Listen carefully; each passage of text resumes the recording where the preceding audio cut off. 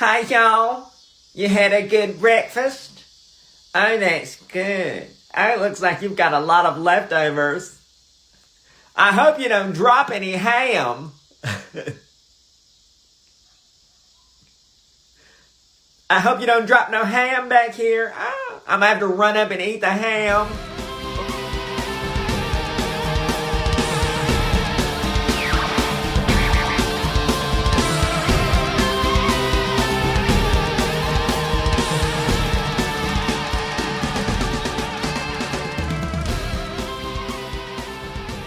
Hey, fun fans, it's We Enjoy back with more Nicolas Cage. Today we're talking about Mom and Dad in the main event, which is a crazy movie, Eric, a crazy movie. It is. We are the Mattitude Eric. I am Matt Fowler. Say hello, Eric Goldman.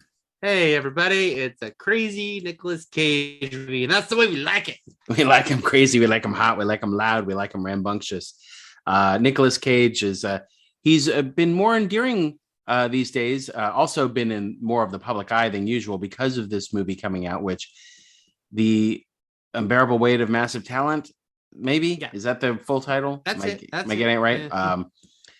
Yeah. So he's been being interviewed for that. It's actually getting a theatrical release. And, he made a sort of a very warm and fuzzy appearance at South by Southwest. And there's just a lot of love and adoration for Nicolas Cage coming out of the woodwork. If he had only made the good movies that he made over the past 6 years, I think he would be celebrated and acclaimed a lot more than he is. But because he had those movies are sort of buried and nestled within his VOD releases that he was doing to pay off his debts. But if you can pick it, he's done one great movie a year usually. So it's that's a great track record if he also didn't make the 5 other movies.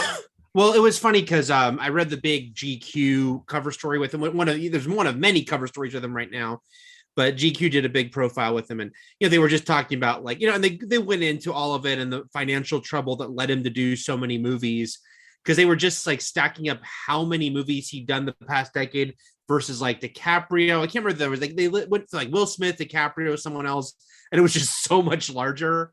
He was making 5-6 movies a year. Yeah, so yeah. He's just stack him up against Daniel Day-Lewis, who comes out of every 4 to 5 years, and now is supposedly retired. I was thinking about Daniel Day-Lewis and how it's too bad. I mean, I get it, it's because he's Daniel Day-Lewis, but it's funny that no one ever got him to do the wacky cameo, or just the sort of mid-card level milquetoast rom-com. Something like that. That even, that he wouldn't have even been good in because Ralph Fiennes wasn't really good in Made in Manhattan. I'm not blaming J-Lo for that one. That was Ralph Fiennes' fault. I'm just saying that I've been thinking about Daniel Day-Lewis too a lot because of the Robert Pattinson quote that came out a few days back about method acting and how method actors are usually only method and on set in full character 24/7 when they're playing some abominable, miserable son of a bitch. And it's almost like an internalized subconscious or maybe not subconscious decision so that they could just mistreat everyone for 2 months on set. Yeah. And he's no one's ever method when they're how method was Tom Hanks when he was playing Mr. Rogers? Right. You know what I mean? It's right. Whose method was Gene Wilder? Willy Wonka all day long? It's never somebody who's jovial or something like that. It's always the most abhorrent character. I had to go to the darkest place. Well, I remember. So I always think of Daniel Day-Lewis because he is, among other actors, notorious for that, for just being that character on set, doing extensive, heavy research, pre-production. And how every time he wins an award, he always thanks his wife, his poor saintly wife. I'm using those terms myself. I'm putting that on her, but he always thanks her profusely because he knows what his art is. He knows what his process is and what that means for her too. And he always thanks her for allowing him to do it, allowing him to come home again. Basically after he buries himself within these characters. And saintly, I think is the right word. The reason I was thinking of it, I realized, is because the Bono song "In the Name of the Father" came on my iPhone, which was the title track from the soundtrack soundtrack of the film In the Name of the Father, starring Daniel Day-Lewis. And I was thinking about how, that was an acclaimed drama that got, a bunch of Oscar nominations. Yeah, with Pete Postlethwaite, right? Yeah. Yeah, but also stands out as like the most like normal, regular guy that Daniel Day-Lewis played, because it was a true story about, a father and son unjustly imprisoned. So in prison. So it's like, but they're just like, the whole thing is they're just guys, they're just like working class Irish guys. And I guess the boxer is that too, to some extent, but it's just funny because it's like, oh, for that, I'm sure he probably like lost weight to like play this guy in prison and all this, but he just was playing a normal guy. So it's like, I would think his process would be less intense, but it's Daniel Day-Lewis, so I'm sure he figured out a way to do it. I just remember Paul F. Tompkins, who has a very, very brief scene in There Will Be Blood, had some funny part of one of his comedy routines was about, his day on the set of that movie with Daniel Day-Lewis. Very funny. I want to look that up. So, yeah, we're not, believe it or not, we are not doing a Daniel Day-Lewis movie in today's main event. It is Nicolas Cage. It is late here for me. I am still on Galactic Starcruiser time. So I know, yeah, like space, getting over that jet lag. I know it's a son of a bitch. I'm not the most erudite orator to begin with, but there is a very high chance that my word maker will start working at some point during this podcast, if not within minutes. But we'll do the best we can. So the Starcruiser, what I have to say about the space element is that you are in, like you would be if space travel existed like it does in Star Wars and Star Trek, you are in a hotel that has no windows, right? So it's very much has a Vegas casino vibe in which you can lose track of time because there's no day or night outside. It's all perpetual. It's just black with stars and asteroids and nebulas sometimes. I will say that when the ship jumps to light speed and you are in your hotel room, it's not just the bridge that shows the light speed jump, it's the windows too and the room. So that was cool. But yeah, it was a great time. I have a lot to say about it. Will I say about it on this episode or will we do a separate Patreon, Eric? I don't know.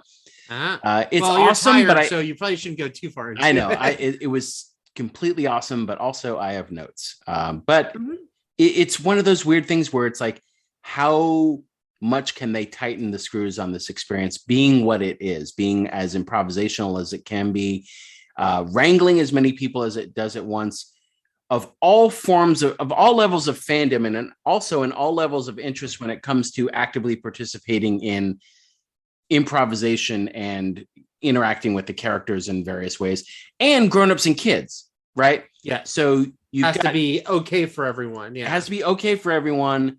They do have kid specific activities. And then I guess the grown-up specific activities is drinking in the bar. Yes. I don't know. Everything else is for everyone. But you have to be okay with kids. And hopefully if you're a Star Wars and or Disney fan, and you can obviously be an active enthralled Disney adult, and also be okay with kids going first and experiencing the joy before you, and not like resenting kids all around you because it really is for kids. And that's what as you and I being wrestling fans too, that's also a big part of that, as far as like, when we watch wrestling and we're like, oh, this isn't for me. And it's because it's literally for a 9-year-old, right. Which is fine, which is because that's when I got into wrestling. So it's all generational. But yeah, I have to say that the characters who you met during your brief visit there, which are like, okay, is this canon? I actually didn't ask any of them that because we're all in character, but because of obviously all of this could fit in between. I think this is between Force Awakens and Last Jedi. It's Last Jedi and Rise of Skywalker. Last Jedi and Rise of Skywalker. It has to be because Rey is with Luke. There is no time jump. It really trapped them. The fact that there is no time jump between Force Awakens and Last Jedi. Oh, you're right, because of Rey. Yeah. Okay. Well, now you're spoiling things. I didn't want to spoil things for people. No. That's. I know you're being hyper protective, but I'm being so Edge... hyper protective. Meanwhile, Motherfuckers are in there filming everything and posting it online. Galaxy's Edge and Galactic Starcruiser, which are taking place at the same time, are both in between Last Jedi and Rise of Skywalker. I have to say this, Eric, why do people film rides?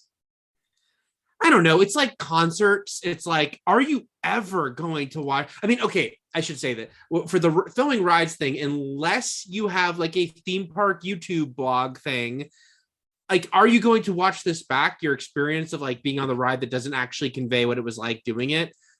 It's like when I watch people film entire concerts, I'm like, are you going to watch this back? Yeah, it's crazy. Yeah, but like considering Rise of the Resistance, it's a very long ride, and someone just like 2 rows in front of me is like filming the whole thing. Yeah, it's just a bizarre thing. A mother and daughter filmed themselves a few days before that. I was at Magic Kingdom. Filmed themselves like pointing the camera at themselves during Big Thunder Mountain. Like, so they just filmed like them reacting to what was in front of them going up and down. There you go. It's for the TikTok. That's what I assume. For the talk. Okay.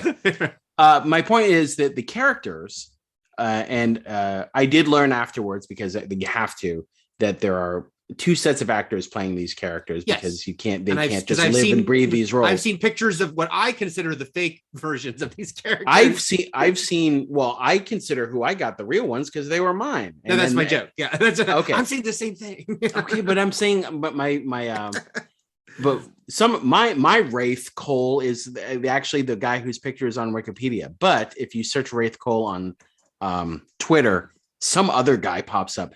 I got Weekend Raithe Cole, and I assert that Weekend Raithe Cole is better than Weekday Raithe Cole. But yeah, there's like a singer and a couple musicians and stuff, and they're very active and they're very present throughout these 2 days. Yes. And you can interact with them, and some of them don't actively speak English because they, one's Rodan, and but I want character shirts for them. I want merch for them. Mm-hmm. And for there to be merch for them, they have to be canon, I guess. I'm sure they're considered canon because it was so worked on by Lucasfilm and everything. I think that they are absolutely. I'm looking at the Raithe. All I'm saying is that if a young Raithe Cole shows up in Obi-Wan, I'm gonna shit myself with my mouth wide open.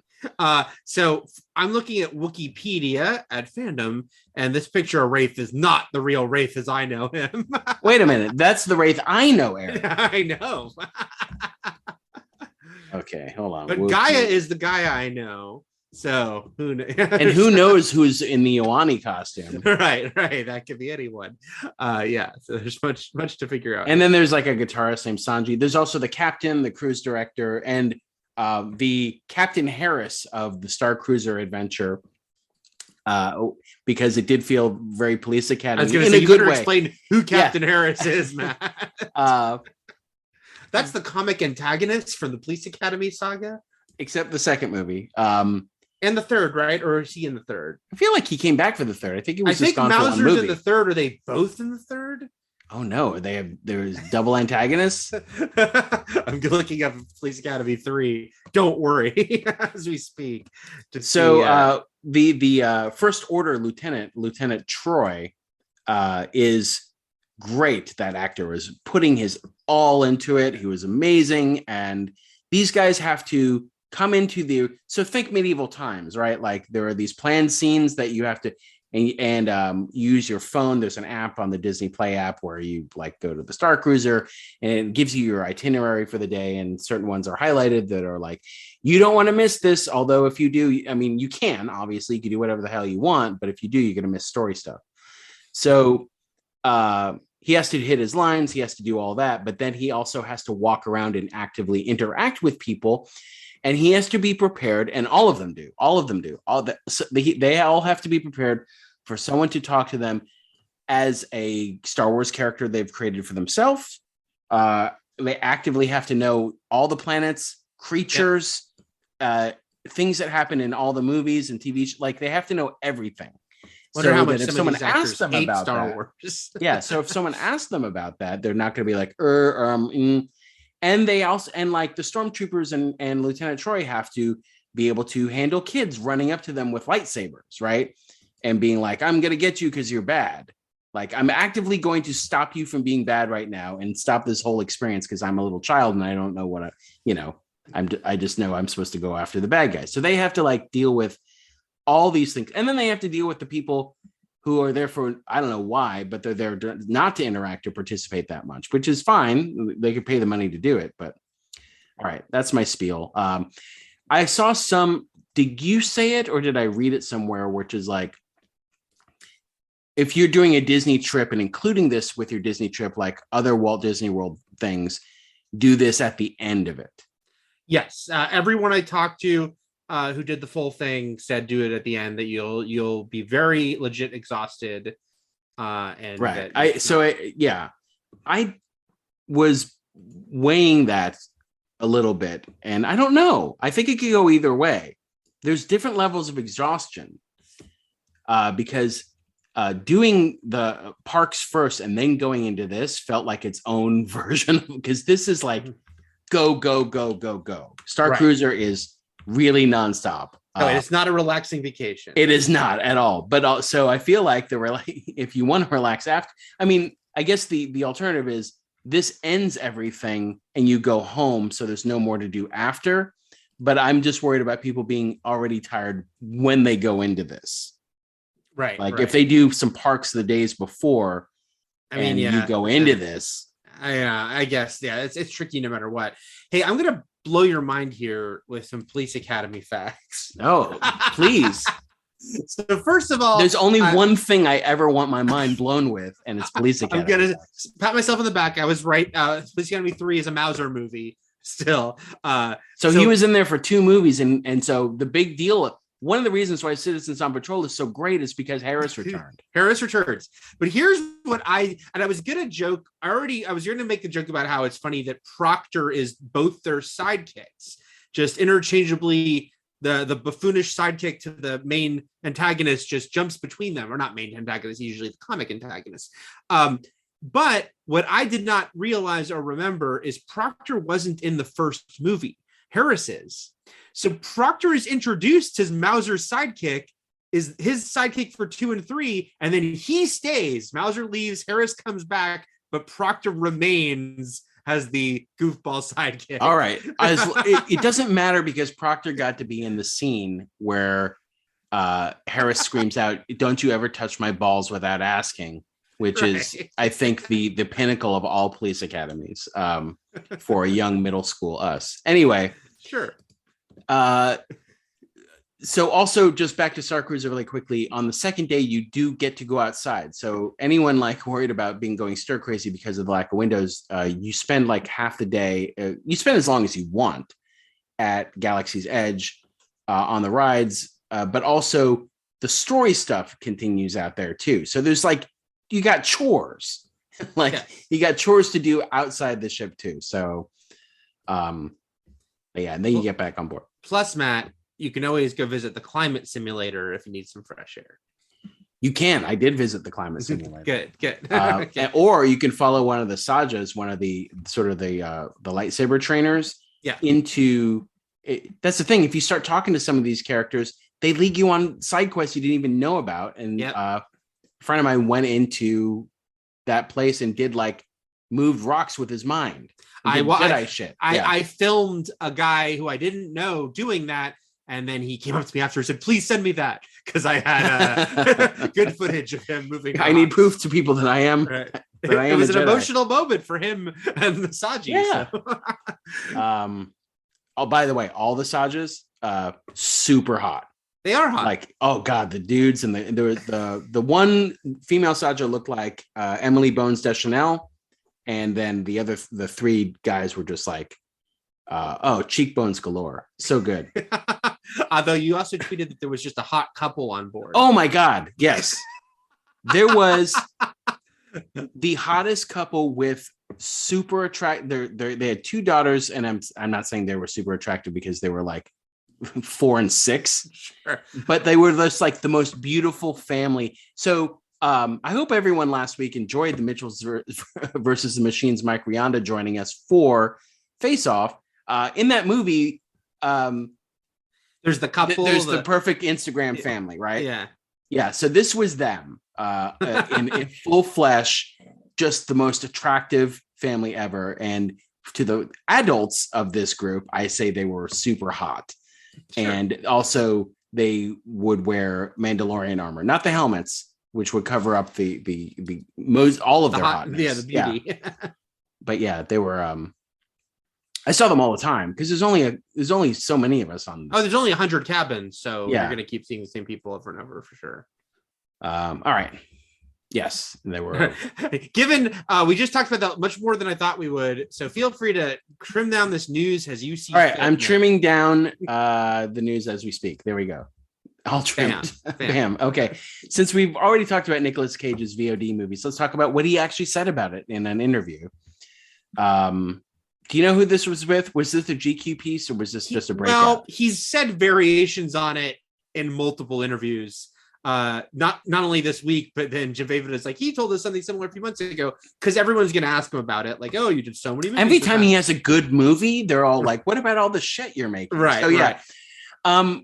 I will say this, this just sort of like weaves itself into what we've been saying for weeks now, which is, especially when we compare him to Bruce Willis, who is doing the same sort of thing, but to a much lesser effect and result, because Bruce Willis is barely on set and doesn't care, and just apparently also blew through 150 million like Nicolas Cage. Maybe that's all we can guess. By the way, can you imagine blowing through $150 million? I cannot, but it is something that people have tweeted to me when I bring up the Cage versus Willis thing, as far as like Cage giving it his all and Willis not, is like, does anyone know why Bruce Willis is doing all these? Because we haven't. We don't know exactly. We don't know if he's being sued. Yeah. The other reason Cage is always asked about it is because he's at least open about, I had huge financial problems. I needed to make a lot of money, so that's why I did so many movies. And so he owed the IRS, like he blew through his fortune, and then he also owed on top of it like $14 million to the government. Well, he bought all these houses, beautiful giant houses across the world. And then when like the recession hit, he took a bath and everyone will be happy to know he paid off his debt a year and a half ago. So now he's just doing VOD movies for fun. I don't know. I don't know. I have a weird theory about Bruce Willis, is that he does it to just, I don't know. I honestly don't know. One of it is just like, he has nothing else to do. And it's almost like if a shark stops swimming, and or he just needs it to drink, or he just, I don't know. I feel like he's just a really lonely sort of crazed man. I don't know. Definitely not the return of Bruce Willis that I know. It's weird because the only thing we know about his personal life is that he has such a good relationship with Demi. Like, he was so friendly with Ashton. And then I think they were one of those like divorced families that stayed together during when the lockdown happened. I know, but that was like a decade ago. No, I'm saying, but lockdown was. Oh, lockdown. That obviously Ashton wasn't around anymore. Right. But I believe that like Bruce and Demi and the kids and their new respective others. I could be wrong, but I believe maybe he just misses Ashton. Maybe he misses Ashton. Maybe he's this sort of like sad old man wandering through film sets, hoping to see Ashton Kutcher in one of these movies. We had a good thing going. Demi, why didn't you guys stay together? It's like, oh man, my boy Ashton. So anyway, Cage has talked about his VOD movies again, and this is what we've been saying, is that Nicolas Cage never phones it in, and he always, as many movies as he does try to pick ones he cares about and is interested in. And so he said, when I was doing 4 movies a year, back to back to back, I still had to find something in them to be able to give it my all. They didn't work, all of them. Some of them were terrific, like Mandy, but some of them didn't work. But I never phoned it in. So if there was a misconception, it was that I was doing it and not caring. I was caring. And I'll say this too. It was a movie from one of his ones from last year, was called Prisoners of Ghostland. Mm-hmm. And they asked me, IGN asked me if I wanted to do a phoner with him, and the timing didn't work out. But one of the things I was told about if I was able to do it, it was like, he really wants to talk about this movie because he's really, really excited about it. So it's like, just knowing that movie, like that Prisoners of Ghostland, was something he chose because he thought it was really fucking cool, and he wanted to talk about it. So yeah, I totally believe it. And he does always give his all. and that's never. And I always believe he cares. So. And yeah, we're in the we're in the thick of that era with today's movie, and I do not believe he was phoning it in. So. Yeah, so he basically, and he's also talked about how and they didn't want to make National Treasure 3, and the Ghost Rider movies never took off, and so we skipped over his couple decades of doing movies that really never fully caught on. He was a part of too many franchises because National Treasure and Ghost Rider got sequels. Yeah, but that was sort of the pinnacle, the height of his success. Because I don't know of any notable critical success before stuff like Mom and Dad. I might be missing something. I don't even think his Scorsese movie was that well regarded. So no. I mean, we were already, again, we skipped over so much because we didn't want this to go on for months. But it's like, Kick-Ass was an interesting one because that was already when he was, I would just say, in like the scheme of like the Hollywood scheme of things, he was quote unquote declined. Like he was no longer like A-list, like, quite he was a few years before. And it was a supporting role, but people loved him in it, doing this obvious, like he was obviously doing a purposeful Adam West thing. But yeah, it's just his ebb and flow, the highs and lows are so fascinating with him. Okay, so this has been a very Star Wars Nicolas Cage dominated deal here. So let's break it before we get into more Nicolas Cage. Let's break it down with another news story. And this one is about Wednesday, the Wednesday Addams Netflix series that will be has been directed by Tim Burton, that Jenna Ortega is starring as horror icon. It's just based on her performances from the last 3 months. Horror icon Jenna Ortega. Yeah. If you were a horror fan and you did not know who Jenna Ortega was going into this year, you now are very familiar with her. I am seeing X this weekend as my Alamo Drafthouse seasonal pass is now back so happy for you. Back in the high life again. Yeah, that's right. And then so I can't wait for that. And then so she's playing Wednesday Addams, a high school or sort of a girls' academy, creepy academy, Wednesday Addams. And Christina Ricci popularized the cinematic role of Wednesday Addams in the two Addams Family movies from the 90s, is going to be a part of this series, not as Wednesday, obviously, but as some other unknown character. Yeah. And this is what you want, like getting this is just par for the course. I'm just glad she was able to do it. I'm glad they have a role for her, and I think it'll be really fun. This is like what you do when you get the old star in to play someone different. Well, but it is interesting how she ended up in it is funny because it's the whole thing with Thora Birch dropping out. Because Thora Birch had a role on this show, filmed for a while, dropped out for what she said was personal reasons. And then rather than just recast her, they basically said they created a new character that would kind of fit the same, whatever role that type was. Was it a mentor? Is it a villain? We'll find out.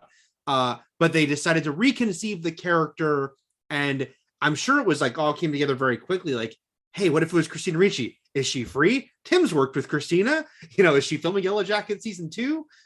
Because she not, it was one of those things kind of like with what's his face, Freddie Stroma taking over Vigilante, where he had to come in midway through the season and reshoot everything that they shot with the first actor and everything to finish the season. So it's probably a similar situation with Christina Ricci that did work out before she went back to Yellow I hope Jacket. it works out as well as Freddie Stroma, because he was one of the best parts of that show.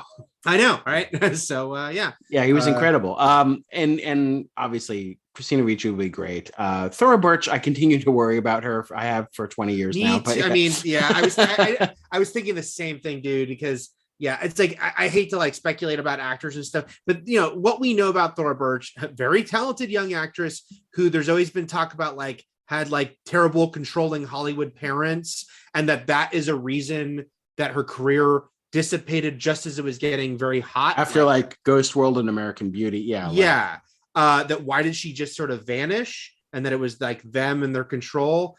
And it's all odd because I don't know if it's like she dropped out of doing this show, they said for personal reasons, which could be very legit, but then they said she's not in Hocus Pocus 2, because she had scheduling difficulties. At this point, And her dad can't be pulling her out of movies, though, right? I would hope not. I would hope not. Again, we know nothing about her life, but because I just like her as an actress and want good things for her. And then when I read the Hocus Pocus 2 thing, which, because that's obviously a huge thing that they're doing this sequel, everyone's coming back, and it was like, hey, Thora Birch was the little girl in that. Like, what is she going to come back? And then it turns out that she turned it down for scheduling reasons, but then she just dropped out of. I don't know. It's just poor Birch. I hope she's okay. She came back and did like a Walking Dead, many episode arc on Walking Dead. Granted, the show wasn't in its prime, but still, but I was excited and I wasn't watching anymore. But I was excited to see she was on it. Yeah, that ain't hey, you know what I mean? Like she came back and was a big character. All right. So Christina Ricci joining Wednesday as that show's Freddie Stroma. Love it. And it was funny because a bunch of people were like, maybe she's Morticia, and it's like, no, Catherine Zeta-Jones. No, Catherine Zeta-Jones and Louis Guzman are Morticia and Gomez. Okay. Yes. All right. When we come back, we will talk about our good things to enjoy.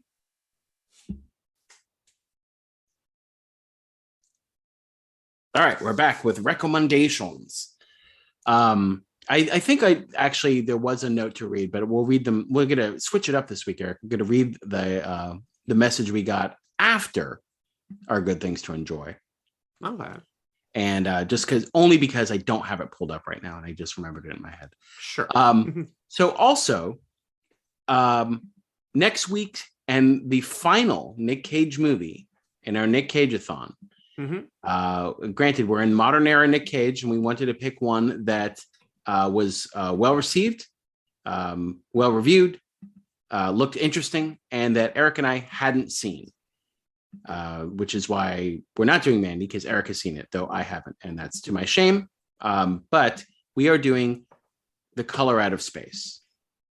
And where can we see that? Oh, that is on Shudder. So if you have a Shudder subscription, or rent and buy, or AMC Plus. Shudder and AMC Plus sort of go hand in hand. Yeah, Shudder is an AMC company, so there's a lot of crossover there. All right, Eric. You're doing it again, Eric. I'm doing it again. You're doing it again. Son of a bitch. I haven't even gotten my tickets for this movie. I partially decided to do it again because you mentioned last week that I was doing it again. And you did it again. You did it again. I am recommending before I could get it to before I could even see it, he's Xing me. He's Xing me out. All right, go for it. I'm once again recommending a brand new movie that has re-record, is not available, will be playing in the next 24 hours. Also, interestingly, another A24 movie. I just think it's funny that they're releasing 2 movies in 2 weeks. That seems a little odd to me. That are like, I don't, their track record is amazing, by the way. Yes. Their track record is amazing, and I'm recommending a second movie of theirs in a row. So that says something. Though I think maybe they should have spaced them out. I know they're totally different genres, but whatever. Anyway, I am recommending Everything, Everywhere, All at Once, which opens this weekend, and which I really dug. This is if you've seen the trailer and you don't remember the title, because it's hard to remember the title, it's the Michelle Yeoh multiverse movie. And it's a crazy movie, Matt. It's a movie in which is it going to be crazier than this crazy movie that we've got coming up? Maybe not. We'll see. I mean, I've seen both, I could say. But I was anyway, saying, tell me. You've seen that. In a different way. Michelle Yeoh playing like a sort of just a very mild-mannered wife and mother, kind of having a sort of downtime in her life, suddenly discovers that she is an important figure in a multiversal war that she can sort of harness. And it's a little matrixy because she can kind of harness the abilities, but of other hers. That if out there is this is where you get Michelle Yeoh gets to fight, like do her martial arts, is she can access another one of Evelyn, that's her character out there who knows martial arts, and draw upon that. But it is super weird. It's directed by the Daniels, who did Swiss Army Man, the farting corpse with a boner Daniel Radcliffe movie. Yes. Harry Potter and the Riddler movie with Paul Dano. Anyway, this gets even wilder than that, and it is trippy and super fun. And Michelle Yeoh, it's really cool to see her in this. It's been pointed out that this is insanely the first American movie that she is the lead in. She came to America like 25 years ago, but she's been in a lot of big movies, but never has the actual like lead character. Wasted in a James Bond movie. Yes. Very sadly wasted because I was coming off of Super Cop. I was so psyched for that. But she's great in this. And then it's got Ki Hu Kwan. This blew my mind. This is like 3 weeks ago when I learned this. Is that huge comeback?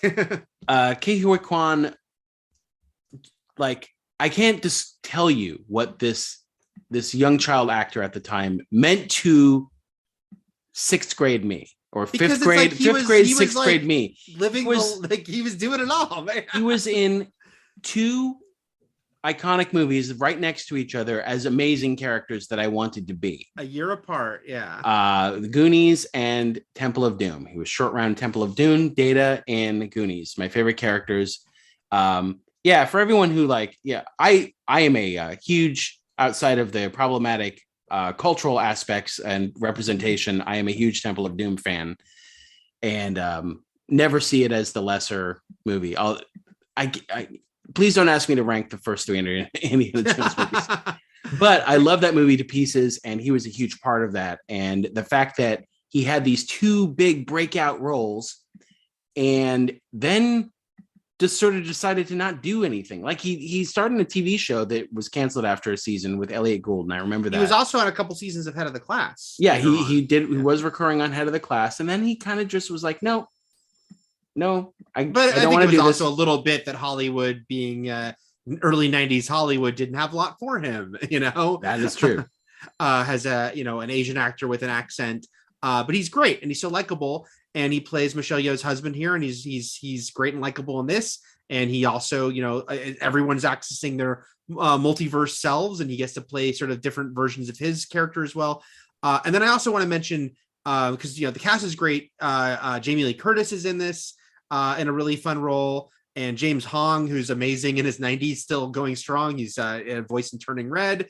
He's in this. But I also really want to give a spotlight to Stephanie Sue, who plays Michelle Yeoh's daughter. This was going to be Awkwafina when the movie was announced. It was Michelle Yeoh and Awkwafina. Awkwafina couldn't do it for scheduling reasons. I'm sure Awkwafina would have been really good in it. I like Awkwafina. However, this is now a star-making role for Stephanie Sue, because she is so awesome in it. Like just a really interesting energy she brings. She's really funny. What happens with her multiversal characters is really cool and interesting, and I loved her. Turns out I'd seen her in a couple things. She actually has a small role in Shang-Chi, has the female in the couple that is their friends back in San Francisco that the movie is kind of bookended with. Okay. And the Daniels had directed her on a couple episodes of Awkwafina's TV show, but she is excellent, and just loves it. So this movie, highly creative, super weird in a way that I think was completely perfect and worked for me. And I really thought it was, a delight, Matt. It's a little overlong. The way it's structured kind of feeds into you feeling like it's like nearing its end when it's not quite nearing its end. So those are my notes. You're saying it's not a tight 90? Not a tight 90, but I still really dug it and thought it was just offering something very unique and fun. And especially in the middle of a year, I interviewed the Daniels and we talked about the fact that it's funny, this is opening. They've been developing this movie for years. And then suddenly it's multiverse mania with these giant Marvel and DC projects. And on one hand, that's very frustrating for them because it's like, hey, we were doing that. And on the other hand, they realize, hey, it's kind of helpful because now our moms understand what the multiverse I was going to is, say, I feel like it's sort of a cheat sheet for, right. Joe Ticket Goer. You know what I mean? As far as like multiverse is now part of the vernacular and it's just a premise now. So there have been multiverse rom-coms in the past, but I don't think people use the term multiverse, Yeah, not to this extent. But I really enjoyed this film. I've heard nothing but raves about it, so I can't wait to see it when it comes out, Eric. Sure. When it finally releases. Okay. All right. I went with this because of Mom and Dad, which is our film in the main event today, because this is also from Brian Taylor, though this is a collaboration between Brian Taylor and Grant Morrison, comic writer Grant Morrison, who actually has a very quick cameo in Mom and Dad. And it was killing. I was like, who the hell is that? I recognize that guy. And then I was like, oh, it's a comic book writer. I read a lot of his work. Yeah. And so this actually is this is Happy with an exclamation point, which lasted 2 seasons on Sci-Fi, which you can now watch on Netflix. And it was, I'll say this, it was canceled on a cliffhanger, but because, it didn't come to a natural end, it was canceled. But it does wrap up the first story, right, over 2 seasons. The first story wraps up. So you do get a conclusion to everything.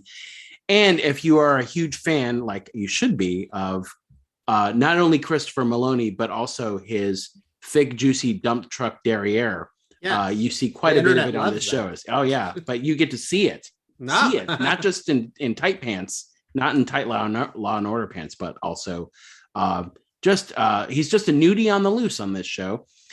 And it's based on the weird show he did before NBC backed up the tow truck to pay him to come back. More Law and Order. And just dumped piles of money on his lawn and said, please come back. This was him, he did some kooky things after he left Law and Order. He was on True Blood. He's stretching his comedic chops. He's always super stealthily funny because, and Erica, anyone who watched American Horror Story, watched Wet Hot American Summer, knows how funny he is. But this was based on a comic series, a very short comic series by Grant Morrison. And it's basically as satirical and debaucherous as Mom and Dad, even more so probably. This is a balls to the wall, like just black humor, dark, twisted, warped show. It's like if Frank Miller were turned into a comic strip where it's like everyone's a junkie and a prostitute and look, I wear hats. Anyway, that's my Frank Miller. Thanks. Sure. Christopher Maloney plays a ex-cop who now is basically an alcoholic drug addict who is a hitman because he was disgraced, left the force, and lost his family. And basically, after a near-death experience, starts seeing an animated blue flying unicorn, voiced by Patton Oswalt, named Happy, who is his daughter's childhood imaginary friend. And through this mismatched odd couple, meet your new partner duo, he starts basically trying to do good again. And there's a bad man dressed up like Santa Claus kidnapping children, including his own daughter. So he has to find this deranged serial killer who dresses like Santa. There's a crime boss named Mr. Blue, who played by Richie Coster, who's people would know as the Chechen from Dark Knight. There's a lot of other people that pop up. Debbie Mazur and Margaret's on this show. Big Show is on this show. Weird Al Yankovic and Billy West do voices. Jeff Goldblum's in it briefly. Like it's an insane show, and it's very much like, again, you know what I'm talking about if you watch today's main event, Mom and Dad. It's very much shot, edited, and performed like that series. And this was during a time when Sci-Fi, Eric, here in the year of our Lord 2022, I don't know what's on Sci-Fi right now, but they briefly did try to get back into the notable scripted game a few years ago with this and Deadly Class, which were like comic book adaptations. And Resident Alien is on Sci-Fi. Is that on Sci-Fi? Okay. Yeah. That was fun. I've seen a few episodes of that. No, that is a well-liked show. Deadly Class was canceled after 1 season, I believe, though. And this was canceled after 2. It's worth it because, and yeah, everyone's great in it. And it's very just, it's vulgar in every single way you can conceive. And it was one of the more startling entries into you can do everything on basic cable late night now. You know what I mean? Like you could say fuck on USA or whatever, you know? Oh yeah. Yeah. This was a show I've not seen a lick of, but when it was airing, I knew people that really dug it. And I had also looked up, what Mom and Dad's director did before, and then realized, he did the Crank movies, which I saw, and he did Ghost Rider 2 with Nicolas Cage. and then saw that Happy was like something that he'd done before. So I always wanted to see Happy anyway, and now you intrigue me further. Yeah, Happy will make you happy, Eric. How about that? Oh wow! If you'd given that review and they'd used that review, that show would be in season 5 now. It's on the back of the fucking, and there'd be no Stabler returns to Law and Order. What if I was just like, this show makes me pleased, and they're like, oh, you missed it. Gotta cancel it. All right. Okay. So Joey writes in. Joey again on Patreon. Joey writes in every week, so let's read Joey's comment this week, Joey. But this is a very funny Joey story because it has to do with Face Off from last week, which was our main event. Joey writes, about 15 years ago, there was a Rotten Tomatoes show on Fuse TV. They had a segment on the show where they would bring directors and actors to list their top 5 favorite films. And one time they had John Woo on, and 3 of his top 5 films were John Woo movies. Makes me laugh just to say it. That's like awesome. He understood the concept because he had 2 movies on there that weren't his, but 3 of the movies were his. He said he loved Face Off because it was the ultimate John Woo movie. Okay. I like to picture John Woo after a long, stressful day, just making popcorn and watching his own movies and saying, this stuff is great. I agree, John Woo. This is the ultimate me movie. Then I briefly want to bring up Ben wrote in. Ben is one of our Patreon subscribers, and you can be a Patreon subscriber too. Just go to patreon.com/weenjoypodcast, and you can get a commercial-free version of this podcast that you love so much. He wrote in a comment that I had to track down what episode it was because I couldn't figure it out. So that took me a while because he said, wow, to paraphrase, he wrote, wow, sometimes I can't believe how much our tastes in movies and TV shows differ.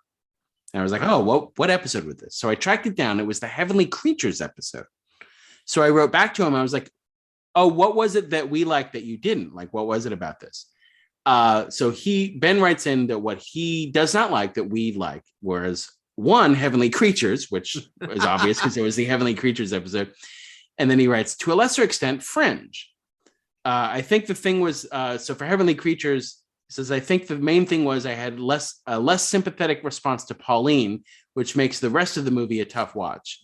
I actually didn't finish it, and after listening to your discussion, I'm glad I didn't. That ending would have driven me nuts.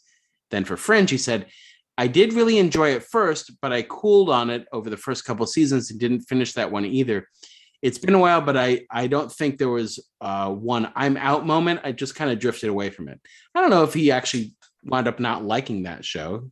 Because that happens all the time. I mean, it does. There's so many shows. Sure. There's so many shows that, like, especially these days, where I'm like, if I'm not like fully loving it, it just dissipates because who has the time? Yeah. So generally speaking, if you give a show a first season, and then when the second season rolls around, it already has exponentially more competition for your eyes. It's like, do I watch season 2 of this show, or do I start something new? Because that's where there's 1,000 scripted shows on the air right now. So yeah, every new season of a show, you're going to lose people at this point. And look, I'm trying to go back and get back into Star Trek Discovery because I haven't seen season 3 or 4, which I think is either airing or just ended.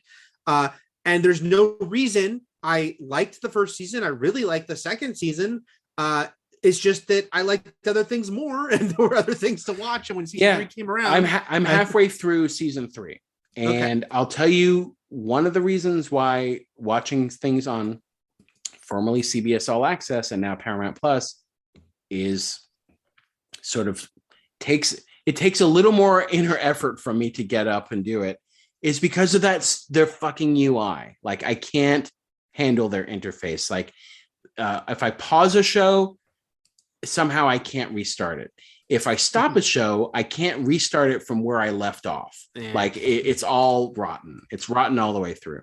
All right. But yeah, I'm halfway through that as well. I will say, Ben, that, and this is for anyone who is interested in Fringe, and also a previous good thing to enjoy we recommended, which was Person of Interest.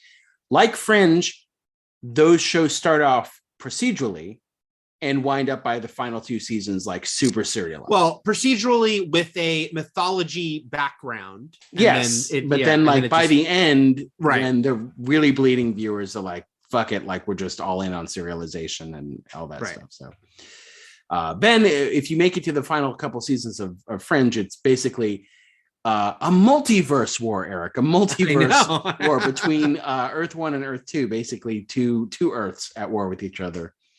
All right.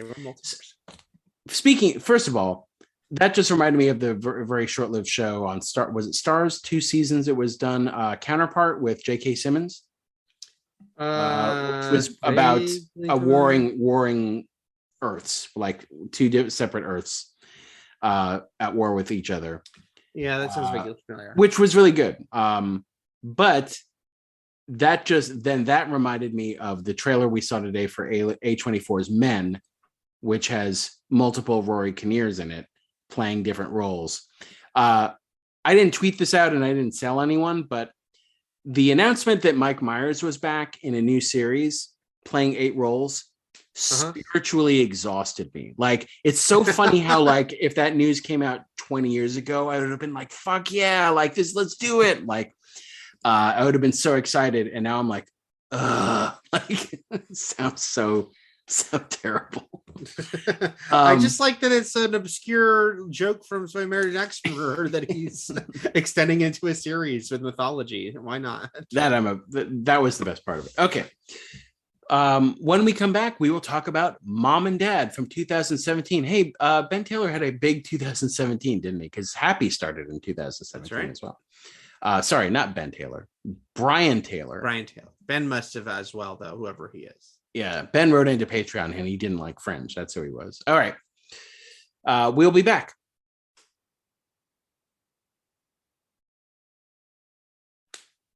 All right, let's talk about Mom and Dad. A movie that actually didn't have as gross of an age gap between Mom and Dad as I thought, because Selma Blair's a little older than I thought she was. And as we learned a few weeks ago with Moonstruck, Nicolas Cage is a lot younger than I thought he was, because he was 21 when he was in Moonstruck. So he's 58. She's 49, so there's only a 9-year. Yeah, gap. 9 years for Hollywood is that's them now. This previously, so now subtract 5 years from both of those, and that's how old they were when they made this movie. Although my little tangent here is Elizabeth Shue is going to play Joseph Gordon-Levitt's mom in something, and I think their age difference is like 17 years. So it's one of those like, okay, you can cheat it, whatever. But also, I'm like, it's that thing where it's like, if they were, we are so used to seeing a guy play, of Elizabeth Shue's age, have a love interest 17 years younger. And I'm like, why can't they be love interests? Like, Elizabeth Shue's beautiful. Like, why but that's just not how Hollywood works. I mean, she's good enough to give Homelander her booby milk on The Boys. That's true. And how old is Anthony Starr? He's probably a couple years older than Joseph Gordon-Levitt, but not too much. Maybe. All right, Mom and Dad, crazy movie, Eric.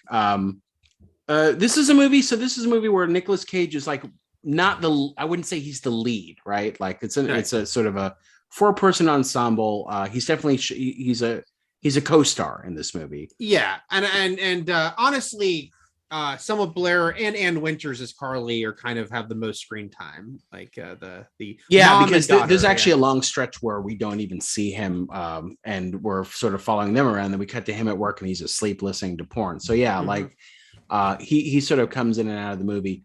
But let me go to my notes here about this film. Very much like, also kind of like, this is the closest we've come to something that settles up to like Natural Born Killers that anything else we've done so far, which is like the satire, the sort of the close-ups, the crazy camera angles, the juxtaposition of like quaint 50s style music with like horrible things happening. And also a couple of moments reminded me of Umbrella Academy in the way that like horrid action, big volatile action scenes are happening to pop music. And I remember very recently on Umbrella Academy, they had a Backstreet Boys song set to a very bloody action sequence. So I've never seen that show. You'd like it. It's not here. It's one of the many shows on Trish television. really didn't like that show, but sometimes we differ. But I want to check it out. How much did she watch? I mean, she's allowed to. I think she watched the entire first season. All right. It was pretty good. I like the first season. All right. So Mom and Dad, what'd you think, Eric? I really liked Mom and Dad. It's funny, by the way, my it's not some great story or anything. Just that when Mom and Dad was not coming out, when it was playing like film festivals, I almost went to see it with a Q&A with Nicolas Cage and Selma Blair that I was excited for, and I think there was just some scheduling issue that I couldn't do it. And I was, because I'd heard buzz about it, and I wanted to see it. Didn't go. No, I quite enjoyed this movie. And when I looked up Brian Tyler after and saw that he was like, oh, he's one of the Crank guys. I was like, okay, that makes sense. No, you were right the first time. We are never going to get his name right, by the way. Okay. We're either going to call him Ben Taylor, it's like or we're going to call him Brian name. Tyler. Yeah. You either mess up someone's name because it's weird to you, or it's too normal to you. And you're just like Brian Taylor. So I have to remember Taylor because of the Duran Durans. Like there's 3 Taylors in Duran Duran, so that's how I remember it. All right. No, I really like this movie. Even though I have this weird relationship now with indie movies that have like super ambiguous endings. It's not like I'm universally against them, but there are times where I was like, oh, I'd like to know what happens next. Like I'd like to get a little closure here on what the next day is. It is interesting. Well, here's the thing. It's kind of like the so this movie's like Hitchcock's The Birds. Like nothing's explained about why something's happening. I don't by a certain point in the movie, I didn't expect an explanation. I didn't know what the next day would be like. There's theory thrown out about I don't know, but I feel like the next day, if the static just stopped, it would be like The Birds. Like they just stop. And it's just like, hey, going forward, it could happen again. You know what I mean? Right. And the whole movie is a hyper, twisted satirical look at the days it sucks to be a parent and the days you do want to like quote unquote kill your kid, like those days, not just the days that they frustrate you because they're either a shitty teenager or an over hyper rambunctious kid, like younger kid, but very pivotal to this movie, the way that they change who you were and who you thought you'd become. And, the dad, especially the dad is Nicolas Cage's character, Brent, named after our friend, Brent Simons. He's not okay already. Like before this movie even starts, he is going through severe anxiety and depression and sort of a midlife crisis about his lot in life and like how he's unhappy and everything that, every part of his life he's unhappy with, from his home life, his work life, and very basically longs for those days of doing donuts and motorboating his girlfriend in his Trans Am. And every sort of like character in this movie is cliche in a way that's purposeful. It's like they're supposed to be that way because we're supposed to be looking at the American nuclear family, and the dads be like this and the moms be like that, and so that everything can sort of get ripped and torn down in the way that it does. So at the end, when he's skipping all the way to the end, the final line when he's like, sometimes we just want to kill you, it's sort of like I don't think I minded it as much as he did. I kind of liked it because I didn't expect any resolution at all. Right. I didn't know if they were going to kill their parents and then just sort of walk away, sort of like Veronica and Heather's, just with a sooty face smoking a cigarette, like, I don't know. Filmed in Louisville, great city. Been there many times over just the past year and got a couple tattoos there. I highly recommend Louisville. Let's see. So it opens also stylistically, like, the opening credits are done super like 70 like Tarantino, like you're watching a Tarantino movie who's harkening back to the 60s and 70s. Also, the element of doing the opening credits first, though they do run at the end, so it has both. showing you parts of the movie ahead of time, like scenes from them. Lance Henriksen's like face makes me laugh. Right. And but it's all done as a joke, as sort of a very jagged joke, this movie. And it's just sort of it's a very simple story. Oh yeah. And I didn't know at the beginning of this if, like, mom and dad, I know something horrible happens. I tried not to read anything about it. Right. I know that the kids have to somehow survive their parents. I didn't know if the parents were going to be like revealed to be aliens. I didn't know that this was sort of a worldwide signal pandemic that was going on, like mind control type deal. I didn't know that. All I knew, this is just what I remember when it came out, was they play the parents and something happens or they're trying to kill their kids. And so that's like, I knew that was part of it, but not that it was like, was it a widespread thing or any of the specifics about what was happening in the movie. And so basically opening up with stealing thief daughter, son. Actually, there's nothing really wrong with the son. Mom. Why do you think they don't show us what the animal is he had in the car? Yeah, see, that was getting me, because I was like, is this the source of the signal? Was it like some weird alien or something? Right. I don't know. There was just a creative choice. Maybe I sounded like a cat. I wasn't sure, like a kitten. Whatever it was, though, could eat an Applejack. So that's why I thought it could be like a Mac and Me situation or some like weird little extraterrestrial. Which introduces, it's a little confusing at first, especially because with the young kid, you can't show the passage of time as much, but introduces the concept that every character is going to get these flashbacks to mostly happier times, but other times is introduced with the son and what happened, and seeing that the animal that dies in the back of the car. The mom is chasing after her youth, but also like looking for something fulfilling in her life rather than just being who she is, and she's trying to get back into work, and that didn't go well. And every friend of these people, with it, whether it's the daughter's friend or the mom's friend, is just like who I believe is their daughter's friend's mom is her mom's friend. Yes, I think so. They're just like sort of shallow shitbirds, and the whole film just plays like dark humor, like a parody. And yeah, so all right, the dad. Let's talk about Nicolas Cage's choices here, or just the character choices in general. Like, this is somebody who is like hyper horny for for his youthful self, and all the girls he pulled, wanting people to know how many girls he pulled. Like, even he wants to tell his son that the car is a pussy magnet. Like, it was very purposeful the way he says that, because he just wants to come off as cool to everyone he talks to the detriment of like the conversation.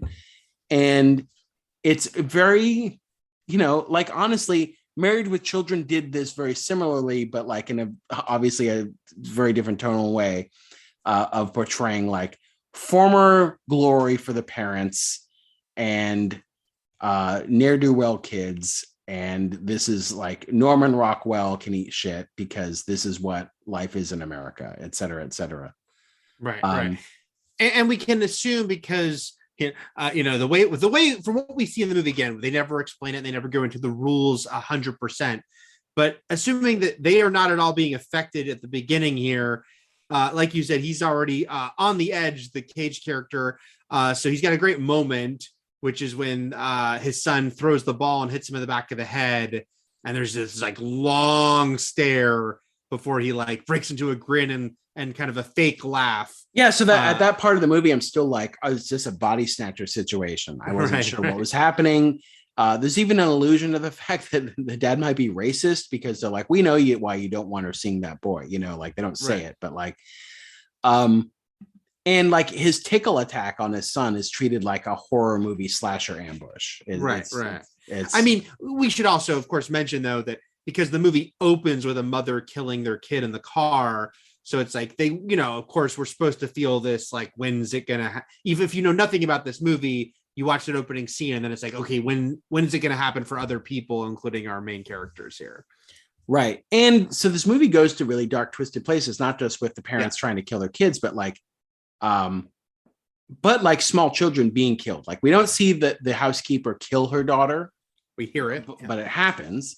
And obviously we are to assume that the newborn baby is dead, because now a horrific moment when Aunt Jeannie tries to actually kill her child by crushing it and with a scalpel. Which you realize, like, I'm sure, you had the same thing as me going, oh no, when it's like the baby's due today. Exactly. And they also made it like really the premise also gets really like specific, which is like only the parents go after their own kids. It's not like all adults are going after children. But they will help the parent apparently. So like when she has to give up the baby, it's like the adults are teaming together to help the mom kill her baby. It's like they won't do it, but they sure will like deliver it back to her so that she could kill it. And that's what we assume happens off screen. There's no reason to believe otherwise. It doesn't show us anything. So, well, I mean, I will say I didn't feel like, so because the last time we see that baby is when they're like, we need to take it back to keep it safe. But those parent they were not going to keep it safe.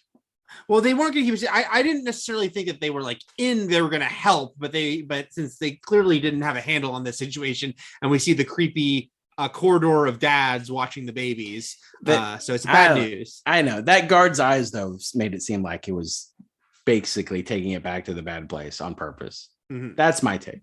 I took it different. Either way, dead baby, right? So either way, probably. I'm saying either way is not. It's not exactly a dollop of sunshine. But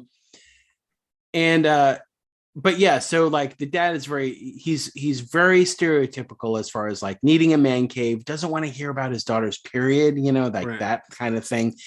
Also ahead of its time on the okay boomer movement, of which anyone over the age of 40 is considered a boomer. Nicolas Cage is not a boomer, by the way. He's Gen X if he is 58 right now. So basically but it's the whole like idea of all these antiquated dad notions of like, I hate my wife, I hate my kids, I hate my life. Like, that isn't that funny. And so just having him also not want to hear about menstruation is just sort of like icing on the stereotypical patriarch cake. They're obviously very quickly, the generational divide, being a huge thing. I mean, I guess I was, they were ahead of the game too on the fact that this movie was 5 years ago, probably made 6 years ago, already making the joke that of course has become more and more of a joke, which is like when mom says, so since when does anyone under 30 see a movie? Like basically already being like, that's not a thing like that, like young people even care to do anymore. I know. And then the daughter should have said, we do watch movies. We watch 10-hour movies. Right. In which the city is a character. So that's what she says. All right. So things start going to hell in school. So the teacher, what's that dude's name? Joseph D. Reitman, who the teacher who confiscates the phones in school. Right.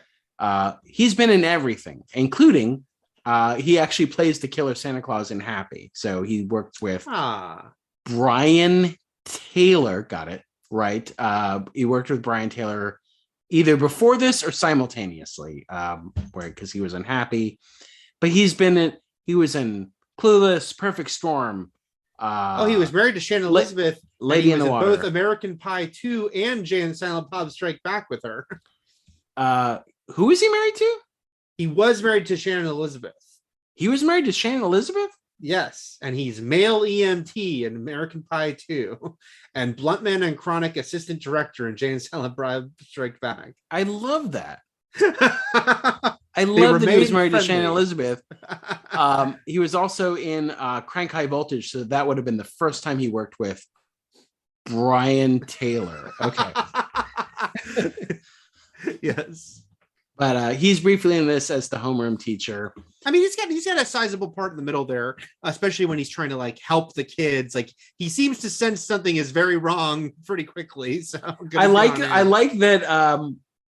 basically like when he's getting the call in the classroom and he keeps telling the kids they have to go to the front because being at that point you're not quite sure what's happening, but the parents are literally calling their kids out so they could kill them. Right.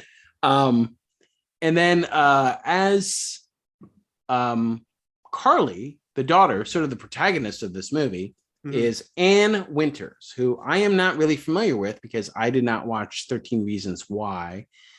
I literally watched the pilots for Tyrant and Wicked City, and that's it. Same here, Tyrant. But yeah, obviously this is not to say that it's there's so much content, there's so much out and there. She was in the Cruel Intentions TV pilot where Sarah Michelle Gellar came back that I'm so sad didn't get picked up the series. Was the Cruel Intentions TV show a sequel? So Sarah Michelle Gellar was playing her character? Oh, okay. Yeah. In 2016, yeah. This is just one of those cases. Also, she's coming out in the third season in a main role on the Orville, which is coming back after a while to Hulu. It's just one of those things where she is a working actress with a strong resume who just happens to have missed everything I've watched and I've missed everything she's been in. So yeah. But yeah, she was very good in this as the daughter in danger and also having to be the protector of her younger brother. And it's one of those things where, so she and by the way, should mention, we mentioned it last week, but the young kid was Zachary Arthur from Chucky. Yeah, the lead of Chucky. So it's funny. So what happens when the shit goes down and when the parents start trying to kill them is like the sibling rivalry goes away and they become, bonded because they're both in danger. But then also the parents' animosity with each other goes away as they sort of also find each other once more in this mutual mission to destroy their children. So they these two different pairs, these duos, find new familial love for each other. Brings people together. Who is Olivia Corticia, who plays the friend? Again, nothing I've seen. Plenty of things, just didn't land for me. Okay. It's okay, man. I don't know. I feel upset. You don't need to know everyone. I feel There's sad. a lot of actors. No, that's okay. All right. So then we're sort of going through the first act here, and let's just get to when they actually get home, unless there's something before that you want to mention. We mentioned the baby. We mentioned well, we should mention just there's like the school massacre, like when the parents all break through get over the fences, and it's kind of a free for all where the parents are trying to kill their kids, but then also the guards, interestingly enough, are beating on the moms and like actually actively trying to protect the campus. Yeah. But and like, this, bleak black humor. I laughed at the dad emptying out the trash can to grab the trash bag to wrap around his daughter's head. And then you got the boyfriend who's kind of got his own side quest story with his dad, which, adds in this whole sort of sad layer that his dad is a drunk who's beaten him up before. So at first he thinks that's what's happening again. But then he breaks the bottle and he realizes he's trying to kill him. Yeah, has a good death where he accidentally stabs himself in the neck. And I liked how he's like still trying to kill his son who's trying to help him at that point. There's a cringy cameo by Dr. Oz, who's turned out to just be a more and more odious person. Fuck that guy. Which happens, there's Marvel movies that Bill O'Reilly or people there's that you're like, why do they have a cameo by that person? Followed by the Grant Morrison cameo, which, as I mentioned, was really throwing me. I'm like, I know that guy, and I would never in a million years have guessed it was Grant Morrison. Again, if you don't know who Grant Morrison is, a very beloved comic book writer. He's written a lot of good stuff. In the midst of all this, Grant Morrison goes by they. I'm going to do a proper gendering on. They do go by they. I learned that only by reading their Wikipedia page. I knew that before, forgotten it, and then read it again last night. I only learned that 4 hours ago. Okay. So Also in the midst of this, as far as the school lessons before the shit goes down, is they're talking about technology, planned obsolescence, as far as like the phones that are built to die in a few years, so you keep having to re-up the new one. In this, there is no explanation for what's happening, but thematically, it's sort of the need for the new to replace the old, and that's sort of like what fuels the resentment of older generations, whether you're a parent or not, as far as the youths of today, and how humanity is that just this rolling tide of replacement. So yeah. All right. So the parents come home, and it's funny because as Kendall, Selma Blair's character, the mom, comes home, she was coming home to protect them, and the dad was coming home. I can't remember why the dad was coming home necessarily, but we don't necessarily know when they were exposed to this static signal. Somewhere along the line. Yeah. And the news that we do, is I remember thinking, like, why isn't it affecting them yet? And then we don't get all the specifics. We don't get this where the signal's coming from or when they would be exposed. We do get on the news that what the parents feel are, I have to get to my kids as if to protect them. But once they get to the kid, then they actually try to kill them. So that explains Selma Blair as far as like, she's like, oh no, I have to get home. But then once she's actually in their proximity. And then later on the radio, there's like, you're going to want to go home, but resist that. Like, don't protect your kids. Whatever you do, stay away from your kids. And we should mention before she gets home, because Cage gets home first, Brent gets home first, which gives him just a great, like, chasing them around the house. We get the first, I did laugh at the trip on the truck, just because of how it was shot and like the absurdity of it. yeah. Also, I'm mixing up a little bit when everything happened, but I think it's right before that is when he's doing the how mouth to dildo, ass to ass, anal beads, like his rant about kids seeing crazy shit on the internet that we only saw in magazines, which I love. And it's at this moment too, when the kids lock themselves in the basement, it's at this moment too that we get the flashback that leads to Cage's. I mean, all things considered, Cage is over the top because he's trying to kill his kids, and he's frantically running around in this third act that plays like Lethal Home Alone. But his most over the top moment as Brent is when he's building this pool table, and then he has this conversation with Kendall about like, do they have the money for it? And they're both unhappy, and he goes into this wonderfully vivacious Nicolas Cage rant about who he used to be, and it's wonderful.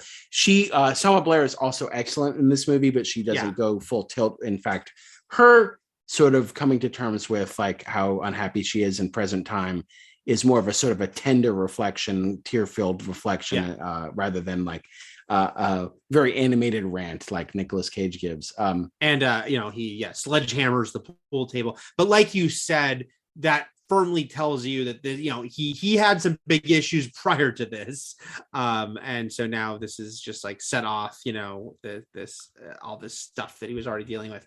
Now it's not right after, but shortly after that 3-week flashback, though. That's Cage's biggest probably full moment, like you said, that flashback and everything with the pool table. But the best line that he has that I rewound and watched again is when he yells, "Your motherfucking mother said, open this door, motherfuckers. Open this motherfucking door." And then he cries after he screams. Yeah. And she's like, that's helpful. It's funny because very quickly as they, I guess, I'm assuming Sawzall is an actual product. Who knows? Because the Sawzall that saws all, as the mom tries to open the door. And then basically, we get a quick flashback just for a plot explanation that works really well. When a shot rings out from the door, shoots Kendall in the arm, and we find out that that the son has been playing with this gun for who knows how long, because he just knows he was able to open it because the code was his birthday, and he's just been playing with the gun, Travis Bickling, in the mirror in his underwear, and he's like, I can't remember what he was saying, but the line that made me laugh was like, when he's threatening somebody, pretending like he's holding a gun, like a tough guy, threatening them, looking in the mirror. He's like, "What a jerk you are!" Like, right. That was great. And this is when I put in my notes. Is this? And I was half right. It didn't fully go there, but it certainly went there a little bit. Which is this going to turn into like Home Alone with blood? That's why I said Lethal Home Yeah. Alone, which is Yes. the third act of this movie, especially so. It's not too much of a stretch to imagine the match trap that the daughter sets for the gas-filled basement blowing up in Joe Pesci's face, right? Like, it's just like Marv, like he gets blown back. And those Home Alone with blood videos on YouTube where someone who's just like adding all the gore to it, yeah, like that and would have the actually death. been Right. Good stuff. But yeah, obviously the big set piece here being her very ingenious bit with the matches, because of course once the parents try to gas them out or just let them die in there, and it's very funny when he's like laughing about they're gonna be puking like but when she takes out the matches, you're like, well, if she lights that, there'll be an explosion, and then you see what she's doing with like a bunch of them. I will have to say, out of all of this movie, which is full tilt crazy movie, that was the least believable, because I was like, this is a trap I never could have thought of in my. I'm not saying that her thinking it's great for a movie, but as far as her actually thinking of it in the moment, it's like, wow. I'm saying any character, teenager, adult, anyone. Nicolas Cage could have been trapped in that basement, and he does that. I'm like, what the fuck is like? That's crazy. All right. But yeah, ingenious for the movie. The explosion is pretty great with his skin fluttering. It's almost Home Alone, because it's like he wakes up with cereal on his face. So it's like, it is like, right. And then it turns out also, of course, that Damon is alive, the boyfriend, though he keeps getting fucked up. Yeah, he does. And then eventually he doesn't last much longer, because he gets a clothes hanger, but he still lives. Face, and then he gets malleted off of the edge, and falls down below. And I have to say that was a big. By the way, I had a legit jump when Selma Blair burst through the closet. We know she's in there, but and it's well done, because they're joking about like what's the daughter's Carly is having a sort of tender moment with him, laughing about like, you thought your family was crazy, stuff like that. And then she bursts through. I will say, to the movie's credit also, at this point, I forgot about the grandparents completely. They set it up in the first act. I'd forgotten completely too. I knew they're in the movie because they're in the opening credits and you literally see their faces, because it shows you the actors. I think I forgot that they said the grandparents thing. I just was like, well, Lance Henriksen's in this movie, but then I forgot about that too. And then I was like, oh my God, Lance Henriksen playing Nicolas Cage's dad is so great. Now, the funny thing is, of course, is not only how brief he's in the movie, but he's only playing insane trying to kill his son. That's so great. It's like, but that's great, because the shorthand of casting Lance Henriksen is very smart, here to do that. And it's just like, all you need to do is stab Nicolas Cage and say you fought in Vietnam over and over again, and like that's your role. And then most of your role is also probably done by a stunt double. So like we need you for a few shots of making a crazy face and stabbing your son, and that's it. And it's wonderful. I don't necessarily know who plays the mom. And I didn't recognize her either. I did put in my notes the line, "Dad, you killed me. You fucking killed me." And like, again, the movie goes very wacky, like with the whole like the car spinning out and the grandma, and there's a lot happening there. It's also a silly movie. It's a crazy movie, but it's a silly movie. Let's be honest. Very entertaining. Wonderful. Tight 83 minutes, by the way. Oh, I know. Anything better than a tight 90, it's a tight 83. And so basically the doorbell rings, mom sprays him in the face, pepper spray. And it's just, go. We never get to see the grandparents like not possessed, which is a tremendous creative choice. I love it. And it's just a fun, obviously, adding in that, yes, this is a multi-generational thing. It's not just children that they're trying to kill, that they're trying to kill their, Nicolas Cage, their adult son, but that Selma Blair still wants to kill her kids, but also wants to save her husband. So then, like, she's fighting her mother-in-law. It's comic lunacy. And the Trans Am comes back as a weapon in the end, spinning and donuting almost. And yeah, good stuff. The grandparents are dead. At that point, they're able to tie up their mom and dad and just get that final stinger. And will they be okay? I don't know. I'd like to think so. But the point of this movie is, are mom and dad ever okay? Right. That's the actual question. Yes. No, I thought this was very fun. I made me sad. I didn't go to see it at that late show at the festival. Oh, the Q&A. You mean with the Q&A? With the Q&A. I'm sure it was a good time was had by all. Also, it's always interesting to see what budgets get you, right? Like $4 million for this movie is pretty goddamn good. Yeah.